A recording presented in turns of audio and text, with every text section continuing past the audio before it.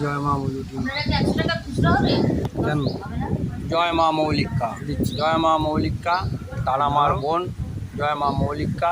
এই মন্দিরটি অবস্থিত ঝাড়খণ্ডে মুলুটি গ্রামে, তারাপীঠ থেকে কিছুটা দূরে ঝাড়খণ্ডে অবস্থিত মুলুটি গ্রাম। জয় মা মৌলিকা, জয় তারা মা, জয় গুরু বামদেব, জয় মা তারা, জয় গুরু বামদেব। অপরূপ সুন্দর, দেখুন কি সুন্দর।